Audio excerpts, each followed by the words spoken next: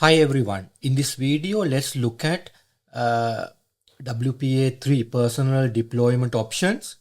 So now just to recap, what are the different methods of WPA3 deployments available?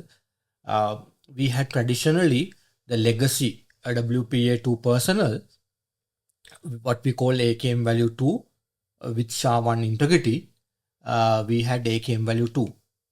And then with 11R, they introduce another mode of AKM value, what we call AKM value 4, which is fast transition with PSK.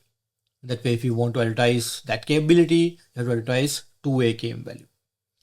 And if you want SHA-256 message integrity, so then they introduce AKM value 6. So you can use that with WPA2-Personal with SHA-256. Now all these particular AKM value, what we call WPA2 AKM values. So now with the introduction of WPA3 in 2018, they introduced 2 more AKM value 8 and AKM value 9. The difference being, we introducing a different authentication mechanism, what we call SAE, simultaneous authentication equal, which don't have a offline dictionary attack problem, as well as we provide protected management frame capability with all the WPA3 mechanisms. That way AKM value 8, WPA3-Personal, AKM 9, WPA3-Personal with fast transition support. So now if you want to enable this capability on SSID, you have to advertise these 2 AKM. So now, but if you want to have a mixed kind of mode support, then we traditional AKM value and newer AKM value on the same SSID. But keep in mind, this is only possible in legacy band 2.4 and 5 GHz. So you cannot bring mixed mode support into 6 GHz band. Now with the Wi-Fi 7, they introduce some capability what we call group dependent hash. So sometimes you can use a SHA-256, sometimes you can use SHA-384, and sometimes you can use SHA-512. That way security has been enhanced. Also encryption point of view, we have to use a 256-bit encryption. That way with Wi-Fi 7, so this AKM24 support is mandatory. That way your device should support AKM value 24. Now with that as well, if you want fast transition support, you have to use AKM value 25. So in summary, AKM value to 8 and 9, 24, 25, what we call WPA3 AKMs. So if you want to enable Wi-Fi 7 access point, then probably you have to advertise AKM value 24 as well. And if you want fast transition support, you enable 25 as well. Now all this information typically advertised in an element called RSN element, robust security network element. That's where the complexities is, and we have a different mode of deployment option. So now let's look at now what are the 3 different options available for WPA3 personal deployment. So now the option 1, what we call personal mode deployment. Now personal mode, what we call personal only mode. So in this particular mode, you can only advertise those WPA3 AKM value. If you think about a Wi-Fi 7 access point, you have to advertise at least AKM value 8 and 24. In that way, Wi-Fi 7 client can connect using AKM 24. Wi-Fi 6 client can use AKM 8. So across all the band, we are advertising these 2 AKM value. So if your access point is not Wi-Fi 7, probably you can go with only AKM value 8. Now if you need fast transition kind of support, so then you are advertising further AKM value, what we call AKM value 9 and 25. So now the difference is with AKM 25, 24, 25, they use a GCMP 256 encryption as well as those group dependent hash, whereas in AKM value 8 and 9, we are using CCMP 128-bit AES as encryption method, and it used SHA-256 as message integrity check. So now in here, if you're connecting WPA3 client, so those clients should be able to connect using either of these AKM value, depending on the client capability. But if your client is WPA2, you will not get a option to connect that client because these are not WPA2 AKM value. Now, if we look at a packet capture of this scenario, so you can see here, we are advertising a 2 AKM value. But if you look at what are those AKM values are, we can see here we are advertising a AKM count 2 and the AKM value being AKM value 8 and AKM value 24. So 24 is SA with group dependent hash and AKM 8 is SA with SHA-256. So that way you can see we are advertising a multiple AKM, but both AKM are a WPA3 AKM. Now if you look at the encryption cipher, you can see we are also advertising a 2 encryption cipher. So we can see here there are 2 encryption cipher suite being advertised. What are those two values? One is GCMP 256-bit and the other one is AES 128. CCMP value is by default 128-bit.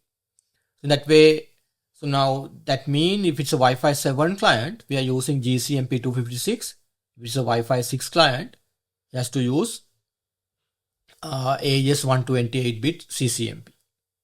Now, broadcast multicast traffic point of view, we are using the lowest encryption, which is the AES 128. In that way, you can see here, broadcast group cipher point of view, we are only advertising one group cipher, which is AES 128-bit, value number 4. So now, in that particular mode, you can only connect WPA3 client. But in the real world, we always have a WPA2 client in our network. We want to have that client also to be connected. So in that way, in 2018, when they introduced WPA3, they introduced a mode called transition mode as well.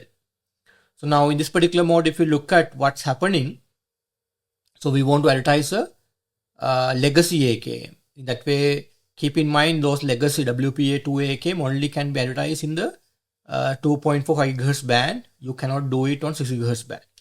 So in that way, we are advertising AKM value 2 in 2.45 GHz. And we are advertising AKM value 8 across all the 3 bands as well. In that way, idea is if a WPA3 client see this kind of network, they should be able to connect using AKM 8. And if you have a WPA2 client, they should basically use AKM 2 and connect. That was the intention. But now if you want to have Wi-Fi 7 capability, you have to advertise the AKM 24 as well. Okay. But in the legacy world, if you remember, we had a 3 AKM value 2, 4 and 6. 6 being using SHA-256 instead of a SHA-1. In that way, you can advertise multiple AKM value. So now in this kind of setup, the expectation is if you bring a WPA3 client, he will using AKM 8 or 24. And if you bring a WPA2 client, you should connect using AKM value 2 and 6. But the real world, what we have observed is, even though our anticipation is even the legacy client should be able to connect, most of the legacy client experience some challenges of connecting to SSID, which configured with these kind of multiple AKM value and multiple cipher suite. So that way, now if you look at a packet capture of a transition mode, now you can see here we are advertising 4 different AKM value. We are advertising a 4 different AKM value. So a value being number 2 traditional PSK and number 6 traditional PSK with SHA-256 and number 8 SAE and then this is a group dependent hash number value 24. So we are advertising a 2 legacy AKM value and 2 new WPA3 AKM value. Now, Unicast encryption point of view, ideally we should advertise two-way cybersuite value because Wi-Fi 7 client should use GCMP 256. So now in this packet capture, you can see as example, they're only advertising a 1 AKM value, pairwise cybersuite count 1. They are advertising only CCMP AES 128B, value number 4. So ideally you should advertise GCMP 256 as well because Wi-Fi 7 client supposed to use GCMP 256. Now Unicast cipher only AES 128, no difference there because broadcast, multicast can use the lowest common encryption type. So now even we said basically both world of clients should be able to join. This create a problem. Some legacy client did not like this kind of SSID configuration. So the main problem seen is, so now sometime legacy client only design for look for 1 AKM value on the RSN element and then one cybersuite value. Whenever you see more than 1 AKM value, some client unable to join. So sometime when the consumer vendors address that issue, but with the introduction of WPA3, so we had to advertise more than 1 AKM value. In that way, whenever we doing this, even clients seeing more than 2 AKM value, they refuse to connect. So now encryption point of view, we had now AES 128-bit, CCMP and GCMP 256-bit as well. In that way, encryption cybersuites as well. So we have to advertise multiple cybersuite value. Now, sometimes some client had the problem of, they're simply copying beacon RSN element detail rather than genuinely giving their capability and then failing the connection at the latter stage. So now like that, we have some issues seen in the legacy WPA2 client. So then IEEE had to come up with a solution for this. Now solution, they came up with what we call WPA3 compatibility mode. And now let's see what's the WPA3-Personal compatibility mode implementation look like. So in this particular mode, they introduce a feature called RSN override. In that way, they are not advertising multiple AKM value, multiple cybersuite in the traditional RSN information element. So in the traditional RSN information element, they only advertising the AKM value 2 and single cybersuite, which is AES CCMP 128. So now additional parameters like capability of WPA3 AKMs, they are advertising using a element called RSN override element. That way there are two elements here, RSN override element 1 and RSN override element 2. In RSN override element 1, they are advertising the AKM value 8. Again, using a AES CCMP 128-bit. But if you have a Wi-Fi 7 capability, they have to use GCMP 256.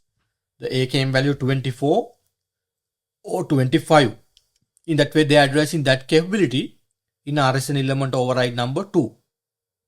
Now in this particular setup, if you bring a legacy client, they should be using AKM2 and should not have any compatibility issues. They should connect to traditional PSK. Now if you bring a WPA3 client with RSN override support, then that client should go to WPA3-Personal. The important thing here is client should understand RSN override. Because this is a new feature introduced, existing WPA3 client may not understand this feature. In that way now, as of today, if you bring this compatibility mode, there are more chances your WPA3 client will go back to WPA2 because it does not understand this feature. But expectation is over a period of time, vendors basically updating their firmware, WPA3 client, and they understand RSN override feature. In that way, in future, if you bring this compatibility mode of configuration, your WPA2 client without any confusion should go to WPA2 and your WPA3 client connecting to WPA3 security. So now this has been introduced in Wi-Fi Alliance security specification 3.4 on the testing point of view, and any devices testing as of now should get this particular feature tested, and that way RSN override feature is something they can test. Now in here what's happening, so now we said in the legacy band we only advertising the AKM value 2.45 GHz, and 6 GHz we cannot advertise AKM value 2 because it is not a WPA3 AKM. 6 GHz we can only advertise AKM value 8 there. But in the 2.45 GHz we are advertising this AKM value 8 in an element called RSN override element. So in that way RSN override element will be advertised in the legacy band 2.45 GHz. RSN override element 1 will have a AKM value 8. And then if it's a Wi-Fi 7 access point, we are advertising RSN override value number 2, which is AKM 24, which use GCMP 256. So now idea is in the scenario, if you bring a legacy client, they will using a AKM value 2. They will not get confused. Why? Because we only advertising a single AKM, single cipher suite in the RSN element. So if you bring a WPA3 client with RSN override support, they will connect to AKM value 8 or 24 depend on their capability. So now real question is, if your WPA3 client does not understand RSN override, then what happen? So then if they don't understand this RSN override element, they only see the legacy AKM value 2. That means client has to go to WPA2. So that's a drawback of this. If your client does not understand does not understand the override element, they will force to go to WPA2. Now in a packet capture of this kind of SSID, now you can see, so we have RSN information being advertised, as well as we have RSN override element. Here you can see we have override element 1 and override element 2. And sometimes if you have RSN extension element, there's something called RSN element override information as well. So now in here, if you look at what is advertised in the RSN, we only advertising, you can see only one AKM value. One AKM value, authenticate key management count is 1. What is that value? Value number 2. And encryption point of view, pairwise cipher suite count is 1, and only one value being AES 128, value number 4. So that way we are only advertising one AKM, one cipher suite. So clients are not confusing. Even your legacy client happily connect to WPA2 in this kind of setup. Now if you look at the RSN element override number 1, so you can see there we are again advertising a one single pairwise cipher count, the value being value number 8. Here you can see here with SHA-256. Okay, so we are advertising the value number 8 there. AKM value number 8, you can see here AKM value 8. And then if you look at the RSN override 2 element expansion, again here we are advertising one single pairwise cipher count 1, the value being GCMP 256. So now value number 9, this is basically encryption cipher and AKM count point of view. Again one AKM count, value being value 24, SAE with group dependent hash. That way now you can see we are advertising higher capability in a different information element. So in that way, whenever you bring a legacy client, he will only look at the RSN element, that element simplified, only one AKM, one cipher suite. When you bring a WPA3 client with RSN override support, they should supposed to look at the override element 1 and override element 2. Depending on their capability, they can use either AKM 8 or 24 and connect to WPA3. The only drawback is what happens if your client is not understanding WPA3 or if client is not understanding the RSN override feature, they will force to go to WPA2. So now if you look at which client support as of today RSN override feature. So now there's a product finder link in the Wi-Fi Alliance website. If you look at that, you can find, let me go back. They have option here. You can see there's a feature called RSN override and WPA3-Personal compatibility mode. So you can, selecting this option, you can search which devices supporting that feature as of today.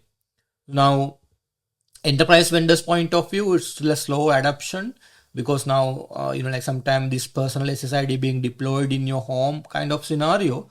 Ideally in the enterprises, you should not have a personal SSID. But we know, even though the best practice is like that, many enterprises have a personal security configured SSID.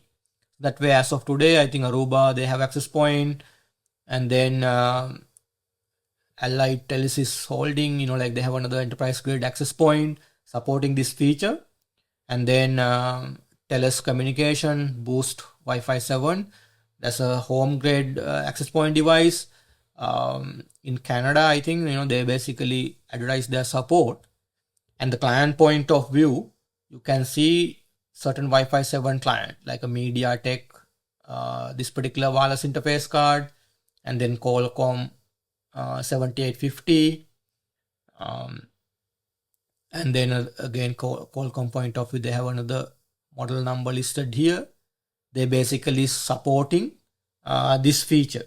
So now, slowly we are expecting more and more Wi-Fi 7 client devices and access point vendors supporting this feature. And then whenever you deploy in the right kind of scenario, so you will not have those compatibility issues. So now in summary, we discuss, two different mode of options, like if you want to support WPA2 and WPA3. Now, which one you need to go for?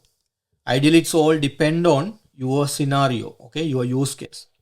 So now if you think about those two mode comparison, so if you bring a WPA2 client with transition mode, there may be challenges, if you have a legacy client, they may not be able to connect to transition mode SSID.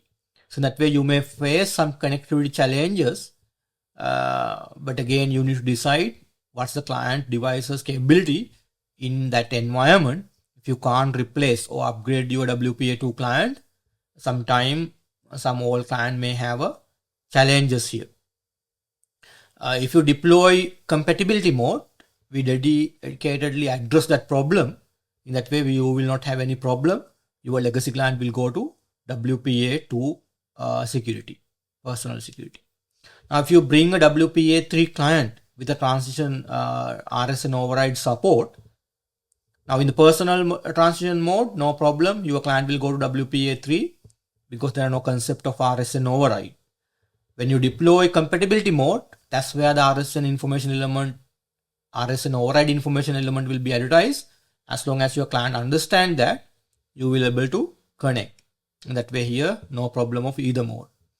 But now the real challenges come. Most of the today's client, WPA3 client, they don't understand RSN override feature. So if they don't understand RSN override feature, what will happen? In the transition mode, no problem because there are no transition override kind of element. But in the compatibility mode, if client does not understand override element, they have to go back to WPA2. In that way, it is basically connecting to WPA2-Personal. It's like a downgrade of security. So that way, you have to choose what is more important for you, connectivity or security. That's a sort of a dilemma here. In that way, if you really concerned about some of your legacy client not able to connect, then you have to choose the connectivity side. That means you have to go with the compatibility mode kind of deployment. But if you really care about security of all your client, you are not caring about a few legacy client able to connect, then you can enforce the transition mode, and then you have to have a solution for those legacy clients, which may be either client need to be replaced or upgrade. That may be the choice you got. In that way, these two modes are not, like something you can deploy both. You have to pick one, but choose the right one in the right scenario. So if you have a control over the client, and if you all can go to WPA3 kind of security, then transition mode be the best. But if you have a legacy client basis where you cannot upgrade client that quickly, and sometimes those sensors, IoT devices, 11N devices, then probably you have to go with a mode called compatibility mode. I hope this video give some kind of summary of this deployment option. In here, I have basically summarized all this technical documentation, like you can see Wi-Fi Alliance documents. So you can go through all of them and get more inner detail or detailed understanding of this topic. In that way, I have given the URL link. If you scan the QR code, you will get the links there.